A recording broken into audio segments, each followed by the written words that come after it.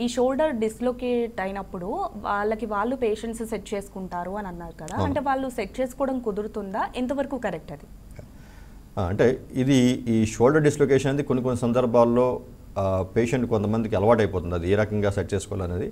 So వాళ్ళు set చేసుకుని ఉంటారు ఆటోమేటిక్గా. కానీ దీంట్లో ఒక సమస్య ఏంటంటే ఈ ప్రతిసారి ఏదైతే ఈ జాయింట్ ఈ సాకెట్లోంచి బాల్ బయటికి జారుతుందో ఈ జారి మళ్ళీ సెట్ అయ్యే క్రమంలో ఈ బోన్కి మధ్యలో రాపిడికి గురవుతాయి. ఈ రాపిడికి గురైనప్పుడు ఈ బోన్ డ్యామేజ్ జరుగుతుంది. ఈ ఒక బోన్కి మధ్యలో ఫ్రిక్షన్ ఏర్పడి ఆ బోన్ డ్యామేజ్ ఏర్పడి ఈ బోన్ డ్యామేజ్ క్రమేపీ జాయింట్ అరుగుదలకు దారితీసే అవకాశం ఉంటుంది. సో ఈ షోల్డర్ డిస్లొకేషన్ సమస్య కొంతమంది పేషెంట్ చెప్తారు. ఏం చెప్తారంటే, సార్ నాకు 10 ఏళ్ళ నుంచి సమస్య ఉంది, 20 ఏళ్ళ నుంచి సమస్య ఉంది, నాకు 100 సార్లు జారి ఉంటుంది, నాకు నేనే సెట్ చేసుకుంటుంటాను సార్ చెప్తారు. కానీ ఇది కరెక్ట్ కాదు. కారణం అంటే ఈ సెట్ చేసుకోవడం అప్పటికప్పుడు ట్రీట్మెంట్ తప్ప అది పెర్మనెంట్ సొల్యూషన్ కాదు. రెండవది తరచుగా జారడం వల్ల నేను చెప్పినట్టు ఆ బోన్ డ్యామేజ్ అయ్యి అది క్రమేపీ జాయింట్ అరుగుదలకు తీసే అవకాశం ఉంటుంది. ఇప్పుడు 2025లో ఈ షోల్డర్ డిస్లొకేషన్కి మంచి అద్భుతమైన ట్రీట్మెంట్స్ ఉన్నాయి. అందువల్ల దాన్ని అదే పనిగా అశ్రద్ధ చేయాల్సిన అవసరం లేదు. కొన్ని సందర్భాల్లో పేషెంట్ తానుగా సెట్ చేసుకోలేని పరిస్థితుల్లో డిస్లొకేట్ అయిన ప్రతిసారి డాక్టర్ దగ్గరికి వెళ్ళి సెట్ చేసుకునే పరిస్థితి ఉంటుంది.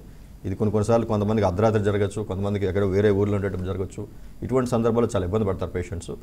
ఇది వెంటనే వాళ్ళు టెంపరీగా సెట్ చేయించుకున్నా కూడా ఇది మరలా జరిగే అవకాశం ఉంటుంది. కనుక దానికి తగ్గట్టు సరైన ట్రీట్మెంట్ తీసుకున్నట్టయితే తిరిగి డిస్లొకేట్ కాకుండా ఉంటుంది. అదేవిధంగా నేను చెప్పినట్టు ఏళ్ల తరబడి అశ్రద్ధ చేసి జాయింట్ దారితీసే పరిస్థితికి వరకు పోకుండా ఆగిపోగలుగుతాం. ఓకే సార్, మీరు చెప్పినట్టు అంటే ఈ డిస్లొకేట్ అయినప్పుడు ట్రీట్మెంట్ తీసుకోవడము, మళ్ళీ అది కంటిన్యూ అవ్వడం ఇలా జరుగుతూ ఉంటుంది. కాబట్టి దీనికి పర్మనెంట్ సొల్యూషన్ అంటే ట్రీట్మెంట్ ఏ విధంగా ఉంటుంది?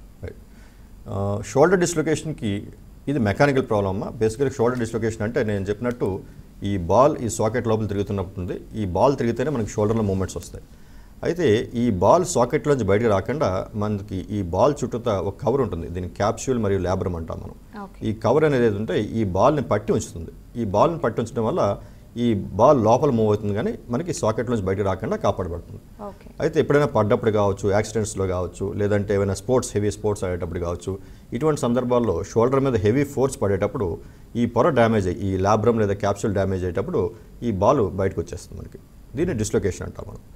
ఈ డిస్లొకేట్ అయిన బాల్ చాలాసార్లు ఎవరైనా పక్కన ఉన్న వాళ్ళు లాగడం కావచ్చు, లేదా డాక్టర్ దగ్గరికి వెళ్తే డాక్టర్ గారు లాగి, కానీ కొన్ని సందర్భాల్లో నేను చెప్పినట్టు పేషెంట్ తానుగానే దాన్ని లాగి తిరిగి సెట్ చేసుకునే అవకాశం ఉంటుంది. కానీ చాలా సందర్భాల్లో ఈ పొర తిరిగి వెనక్కి అతుక్కునే అవకాశం ఉండదు. కొంతమందిలో అతుక్కోవచ్చు, కానీ చాలామందిలో ఈ పొర తిరిగి అతుక్కోదు. అతుక్కోకపోతే ఏమవుతుందంటే ఈ పార్ట్లో గ్యాప్ ఉంటుంది. ఇక్కడ ఈ గ్యాప్ ఉండడం వల్ల ఈ బాల్ మరలా జారే అవకాశం ఉంటుంది. అయితే ఇక్కడ ఒక సమస్య ఏంటంటే ఇది ప్రతిరోజు జరగదు. ఈ డిస్లొకేషన్ అనేది ఈవెన్ డ్యామేజ్ ఉన్నా కూడా ప్రతిరోజు జరగదు. కారణం ఏంటంటే మనం ఓవర్ హెడ్ యాక్టివిటీస్, అంటే ఎప్పుడైతే మనం షోల్డర్ని చేయి పైకి లేపుతామో ఈ పొజిషన్లో మాత్రమే డిస్లొకేట్ అయ్యే అవకాశం ఉంటుంది. మనం బిలో 90 డిగ్రీ ఈ పొజిషన్లో చేసే యాక్టివిటీస్, అంటే ఫర్ ఎగ్జాంపుల్ బోన్స్ ఇన్ చేసేటప్పుడు, రాసేటప్పుడు, కంప్యూటర్ మీద వర్క్ చేసేటప్పుడు, బైక్ డ్రైవ్ చేసేటప్పుడు, కార్ డ్రైవ్ చేసేటప్పుడు, ఇటువంటి యాక్టివిటీస్లో సింపుల్ యాక్టివిటీస్లో ఈ బాల్ మూవ్మెంట్ చాలా తక్కువ ఉంటుంది. అందువల్ల ఇటువంటి పరిస్థితుల్లో అది డిస్లొకేట్ కాదు.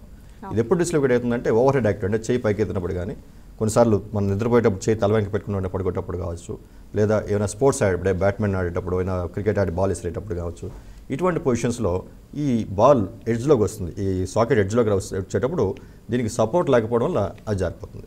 సో డిస్లొకేషన్ అనే సమస్య అనేది రికరెంట్ డిస్లొకేషన్, అంటే రిపీటెడ్గా అవుతుంది, కానీ రోజు అవ్వదు. ఇది కొంతమందికి వారానికి రావచ్చు, కొంతమందికి నెలకోసం రావచ్చు, కొంతమందికి సంవత్సరం కోసం రావచ్చు. అందువల్ల చాలామంది ఏమనుకుంటారంటే, నాకు 3 సార్లు డిస్లొకేట్ అయిందండి ఒక సంవత్సరం క్రితం, నాకు ఇప్పుడు ప్రస్తుతం డిస్లొకేషన్ లేదు, నా జాయింట్ నార్మల్ అయిపోయింది అనుకుంటారు. కాదు, ఇది ఈ సంవత్సరం నార్మల్ ఉండొచ్చు, మరి 6 నెలలు పోయినాకో సంవత్సరం పోయినా మళ్ళీ డిస్లొకేట్ అయ్యే అవకాశం ఉంటుంది.